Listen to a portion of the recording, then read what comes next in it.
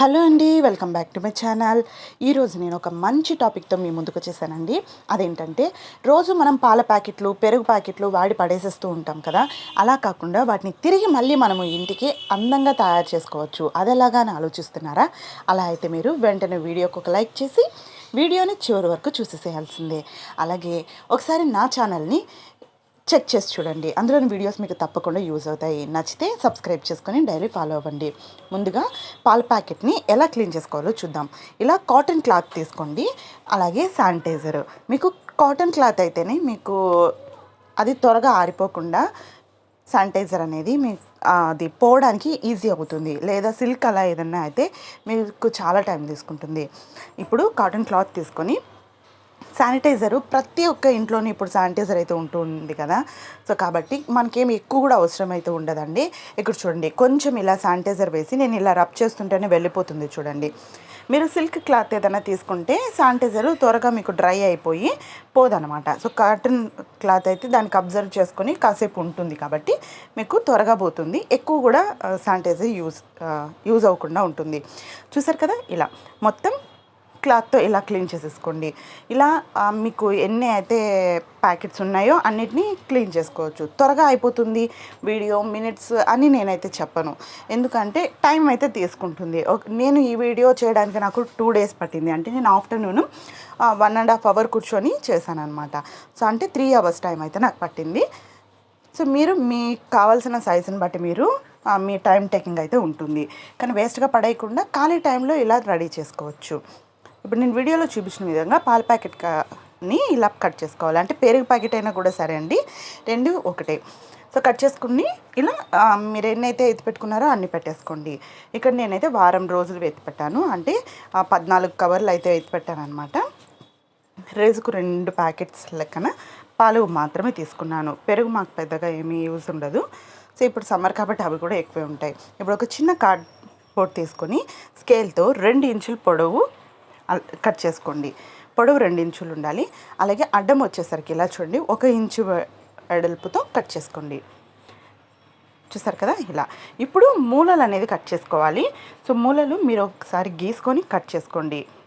మనకి పర్ఫెక్ట్గా ఉండాలి అన్న ఇదేమీ ఉండదు. అంటే అందరికీ అంత పర్ఫెక్ట్గా వచ్చేయాలి అని అయితే రాదు కదా. సో ఏం పర్లేదు, మీకు వచ్చినంతలో కట్ చేసుకోండి. ఇలా చూసారు కదా, ఇలా కట్ చేసేసుకోవాలి. ఇప్పుడు దీన్ని పక్కన పెట్టేసుకోండి. మనం కట్ చేసుకున్నాం కదా ఇంతకుముందు, క్లీన్ చేసుకొని పాల ప్యాకెట్స్ని, వాటిని తీసుకోండి. ఇక్కడ నేను ఫస్ట్ ఒక్కదాని మీద చూపిస్తున్నాను నేను మీకు. తర్వాత మీరు అన్నీ కూడా ఒకేసారి పెట్టి కూడా కట్ చేసుకోవచ్చు. అంటే ఒక 5-6 పెట్టి కట్ చేసుకోవచ్చు. ఫస్ట్ ఇలా మెజర్మెంట్ చూసుకోండి. ఒక ప్యాకెట్ అంటే ఒక సైడ్తో నేను ఎలా హోల్డ్ మడత పెడుతున్నానో చూడండి. ఇలా మడత పెట్టుకుంటే మీకు ఎక్కువ షేప్స్ అయితే వస్తాయి అన్నమాట. అంటే ఎక్కువ పెటల్స్ వస్తాయి. సో ఫస్ట్ ఇలా ఓపెన్ సైడ్ పైకి పెట్టుకొని ఇలా కట్ చేసుకోండి. మార్క్ చేసుకొని కట్ చేసుకోవచ్చు. సో మీరు కార్డ్బోర్డ్ ఎలాగో ఉంది కాబట్టి నేను డైరెక్ట్గా కట్ చేసేస్తున్నాను. ఎక్స్ట్రాగా వేస్ట్గా పోకుండా ఉండాలి అంటే కరెక్ట్గా పెట్టి కట్ చేసుకుంటే మనకు వేస్టేజ్ ఎక్కువ ఉండదు అనమాట. వేస్ట్గా పడేసే వాటితోనే రీయూజ్ చేస్తున్నాం కదండి, మళ్ళీ వేస్ట్ అయితే ఏముంది అనుకోవచ్చు. కానీ దాన్ని కూడా ఎందుకు వేస్ట్ చేయాలి అన్న ఆలోచనతో నేను దాన్ని దగ్గరకే పెట్టాను. ఇప్పుడు దీన్ని కట్ చేయగా మిగిలింది చూసారు కదా, దీన్ని పడేయకుండా దీన్ని మళ్ళీ మడత పెట్టుకొని ఇందులో మళ్ళీ మనకి 4 అయితే వస్తాయి. అది చూపిస్తా చూడండి. ఇలా మడత పెట్టుకుంటే ఇందులో నుంచి మళ్ళీ మనం 4 పెటల్స్ని కట్ చేసుకోవచ్చు. సో ఇలా చేయడం వల్లే నాకు కొంచెం టైం అయితే తీసుకుంది. ఖాళీ టైంలో ఇప్పుడు ఆఫ్టర్నూన్ కదా, ఇంకా పిల్లలు కూడా ఇంటికి వచ్చేస్తూ ఉంటారు. సో ఆ టైంలో మనం ఖాళీగా ఉంటాము. అప్పుడు పిల్లల దగ్గర చేయించవచ్చు, లేదా మనమైనా సరే చేసుకుంటూ ఉండొచ్చు అనమాట. ఎండకి బయట కూడా వెళ్ళలేము కాబట్టి. ఇలా చూసారు కదా, ఇలా అయితే కట్ చేసి పెట్టుకొనేయాలి. నేను ఇక్కడ 14 అయితే అంటే 14 పాల ప్యాకెట్స్ని కట్ చేసుకున్నాను. మధ్యలో మనకి ఇలాంటివి అతుక్కొని ఉంటాయండి, ఏం పర్లేదు. సో అతుక్కొని ఉన్న వాటిని వరకు ఇలా కట్ చేసుకోండి. ఇప్పుడు ఒక సూది తీసుకొని అందులో ఇలా దారం వేసుకోండి. ఉలన్ దారము కొంచెం గట్టిగా ఉండేది వేసుకోండి. పూలు కట్టే దారం అయితే తెగిపోతుంది, అలాంటివి వాడొద్దు. ఇలా 2 పోగులు వేసుకుంటే గట్టిగా ఉంటుంది. అంటే సూది యొక్క నీడిల్ కన్నా మనకి లావు అనేది కొంచెం లావుగా ఉండాలి. వేసుకోవడానికి ఇబ్బందిగా ఉండొచ్చు, కానీ ఎలాగో ఒకలాగా కష్టపడి మనము సూదిలోకి ఎక్కించేసామంటే తర్వాత మనకి ఈ మాల అనేది స్ట్రాంగ్గా ఉంటుంది. ఇప్పుడు ఒక ఎరేజర్ తీసుకొని ఈ సూదిని ఇందులో కిందికి గుచ్చుకోండి. థర్మాకోల్ షీట్ ఉంటే అందులో కూడా పెట్టుకోవచ్చు, కానీ నా దగ్గర ప్రజెంట్ లేదు కాబట్టి నేను ఎరేజర్ని అయితే యూజ్ చేశాను. సో ఇప్పుడు చూడండి, ఇలా మడుచుకోవాలి. చూసారా, అటువైపుది ఇటువైపుది మధ్యలోకి మడుచుకొని ఇలా గుచ్చుకోవాలి. ఒక్కో పెటల్ ఇలా 2 సార్లు మడుచుకొని ఒక్కో పెటల్ని ఇలా సూదిలోకి గుచ్చుకోవాలన్నమాట. చాలా ఈజీగా ఉంటుంది. అయితే వీడియో లెంత్ కూడా ఎక్కువే ఉంది. నేను మీకు అర్థం అవ్వాలి అనే దీంతో కొంచెం స్లోగానే చూపిస్తున్నాను అనమాట. మరి స్పీడ్గా పెట్టేస్తే అర్థం కాకుండా మొత్తం కష్టపడిందంతా వేస్ట్ అయిపోతుందేమో అన్న దీంతో స్లోగా పెట్టాను. సో మీకు లేదు మాకు బోర్గా ఉందనుకుంటే మీరు స్పీడ్గా పెట్టేసుకొని వీడియోని స్పీడ్ పెట్టేసుకొని చూసేసేయండి. ఇలా చూసారు కదా, అంటే మీరు స్ట్రైట్గా పెట్టకుండా అటు ఇటు మారుస్తూ పెట్టాలి. అది కూడా మధ్యలోకి పెట్టుకోవాలి. కొంచెం అటు ఇటు మారిపోయినా, లేదంటే ఈ పెటల్స్ యొక్క షేప్స్ ఒకటి పెద్దది ఒకటి చిన్నది ఉన్నా అంత బాగోదనమాట.